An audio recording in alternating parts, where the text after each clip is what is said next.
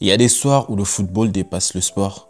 Des soirs où il devient un théâtre, où il devient un drame, où il devient politique, émotion, injustice et mémoire.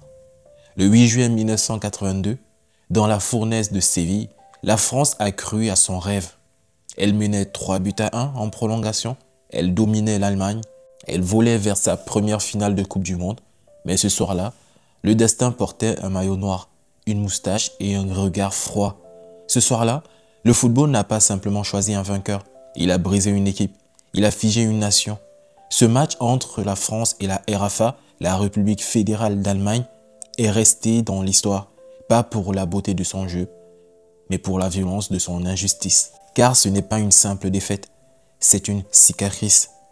La demi-finale de Séville, c'est le plus grand traumatisme de l'équipe de France, un vol à ciel ouvert qui a choqué le monde entier.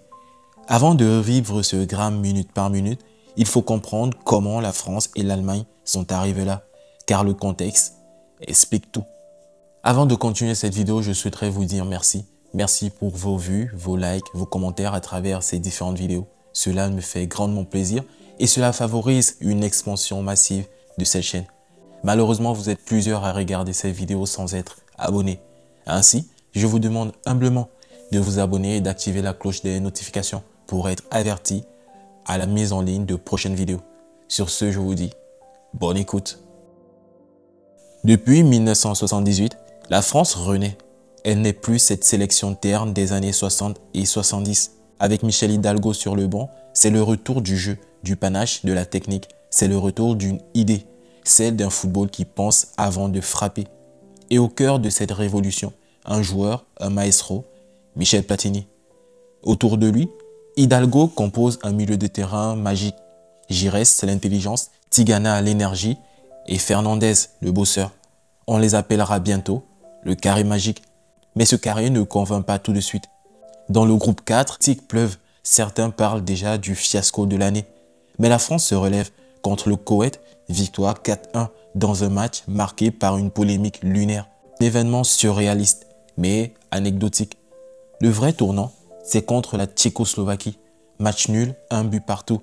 Mais mentalement, les Bleus montrent qu'ils sont solides.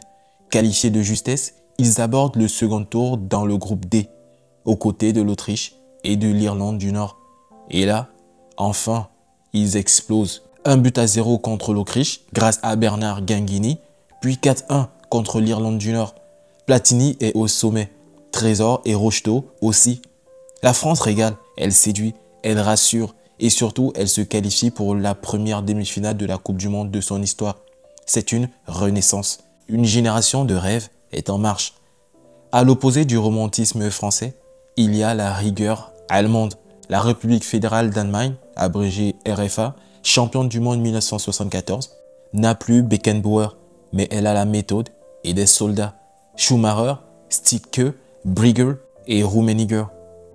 Leur entrée en lice est pourtant chaotique. Le 16 juin à Riron, ils tombent contre l'Algérie, le premier pays africain à battre une puissance européenne en Coupe du Monde. Mais la suite sera bien plus controversée. Après une victoire 4-1 contre le Chili, la RFA affronte ensuite l'Autriche dans ce qu'on appellera le match de la honte. Dès la 10e minute de jeu, Robert marque pour l'Allemagne. Et puis, plus rien. Les deux équipes arrêtent de jouer. Le 1-0 qualifie les deux équipes. Les passes s'enchaînent en retrait, sans pressing, une parodie de football. Le monde du foot hurle au scandale, mais la FIFA laisse passer. L'Allemagne est qualifiée, sans gloire, sans panache.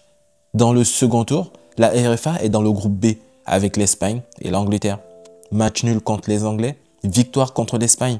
Sans briller, la Mannschaft avance, comme toujours. Et elle est là, une nouvelle fois en demi-finale, fidèle à son image, froide, calculatrice et efficace. Le 8 juillet 1982, ce ne sont pas seulement deux équipes qui s'affrontent, ce sont deux visions du football radicalement opposées, deux cultures, deux âmes. La France joue pour rêver, l'Allemagne pour gagner. L'une veut séduire, l'autre veut dominer. Et dans ce choc de style, personne n'imagine ce qui va se produire par la suite. Ainsi, ce jour du 8 juillet 1982 à 21 h à Séville, dans le stade Ramon Sanchez, la chaleur est accablante, plus de 30 degrés au thermomètre. et une humidité à faire suffoquer n'importe quel joueur. Mais ce soir-là, personne ne pense à la météo. Ce soir-là, la France joue sa première demi-finale de Coupe du Monde. Face à elle, le mur allemand. Les hymnes résonnent, les regards se ferment. C'est plus qu'un match, c'est un moment d'histoire. Dès le coup d'envoi, le rythme est effréné. L'Allemagne met une pression physique énorme. Les Bleus tentent de poser le jeu, de faire parler leur technique.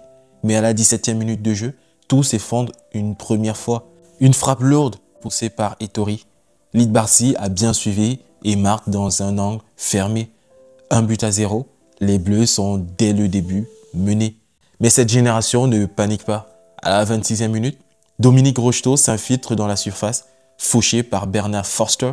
Penalty, Platini s'avance, une course, un regard glacial et une frappe tendue, sans trembler. 1 but partout. Le match est relancé. Derrière, la tension monte. Les contacts sont rudes, les duels violents. À la 40e minute de jeu, un premier tournant. Schumacher fauche Rocheteau. Déjà, l'arbitre ne bronche pas. Ce n'est qu'un avant-goût avant l'horreur à venir. À la 50e minute de jeu, Patrick Battiston remplace Giresse. 10 minutes plus tard, il est lancé en profondeur par Platini. Il arrive seul face au but.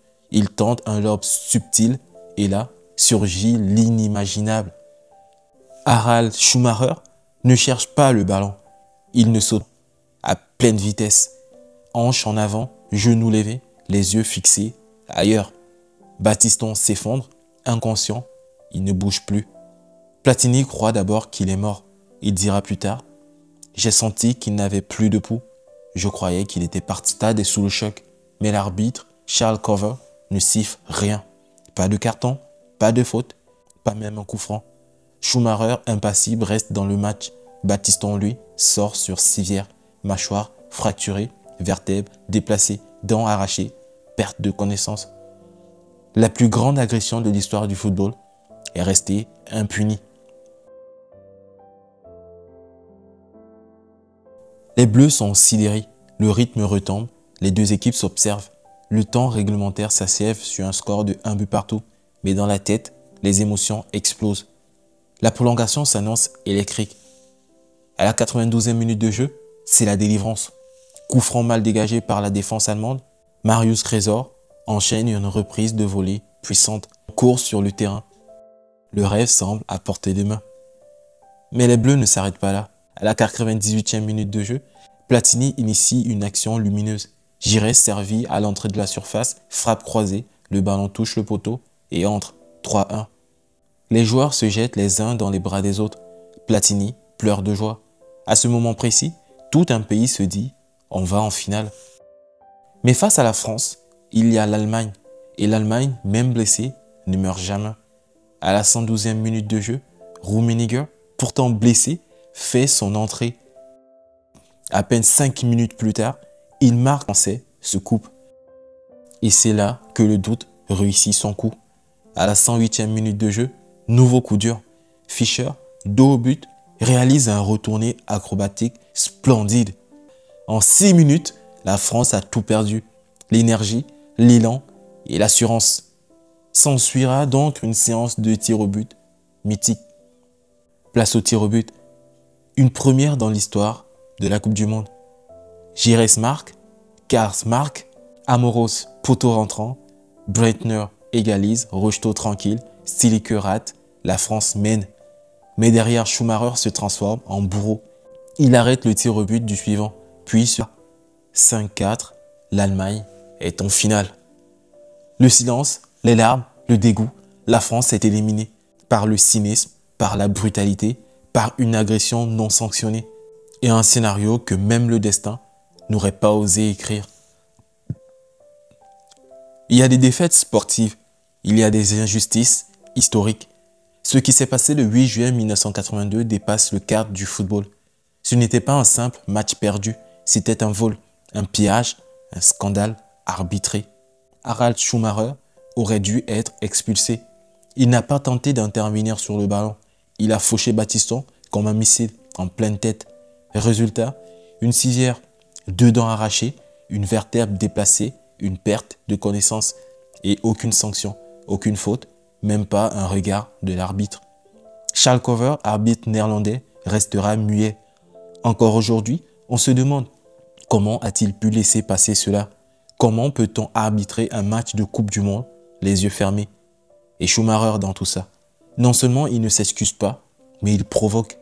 Lorsqu'un journaliste lui demande s'il est inquiet pour l'état de Battiston, il répondra « S'il est mort, je lui paie les fleurs ». Oui, cette phrase a été prononcée. Oui, ce n'est pas un film, c'est la réalité. Et si l'arbitrage avait été aussi honteux, ce n'est peut-être pas un hasard. En 1982, la FIFA est dirigée par João Havelange, obsédé par le prestige.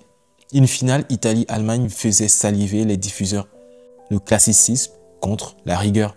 L'idée d'une France romantique et imprévisible, avec un Platini jugé trop politique par certains, n'arrangeait personne. Ce soir-là, il ne s'agissait pas de football seulement. Il s'agissait de contrôle, de réputation, de diplomatie. Et la France n'a pas été battue sur le terrain. Elle a été trahie par le système. La France est tombée, mais elle est tombée avec panache. À 3-1, elle jouait peut-être le plus beau football du tournoi. Cette demi-finale reste un sommet technique, émotionnel et humain. Et malgré la défaite, cette équipe est rentrée dans l'histoire, pas comme les vainqueurs, mais comme les héros sacrifiés. Platini dira donc plus tard, on avait le cœur en morceaux. On n'a pas perdu contre des joueurs, on a perdu contre quelque chose d'invisible. Le 8 juillet 1982 restera à jamais comme l'une des plus grandes blessures du sport français. Un match qui avait tout pour être un triomphe est devenu un drame national. Une nuit d'été où le football romantique s'est heurté au mur du cynisme. Ce match, la France l'avait gagné dans le cœur, dans le jeu, dans l'esprit. Mais elle l'a perdu sur la feuille parce que ce soir-là, la justice n'avait pas le maillot et l'injustice, elle, emportait un noir avec le numéro 1. Certains parlent d'échec, d'autres parlent de courage. Nous, on parlera de vol. Le plus grand vol de l'histoire du football français. Pas parce que la France méritait de gagner, mais parce qu'on ne lui a jamais laissé une chance de le faire. Ce jour-là, la France n'a pas seulement perdu un match, elle a perdu une part de son innocence, mais elle a gagné quelque chose de bien plus fort, l'admiration éternelle du monde et une place dans la légende. Ce fut un plaisir de vous faire cette vidéo. Si vous l'avez appréciée, n'oubliez pas de la liker, de la partager et une fois de plus, de vous abonner et d'activer la cloche des notifications. Car c'est à travers ces différentes interactions que cette chaîne YouTube est de mieux en mieux référencée.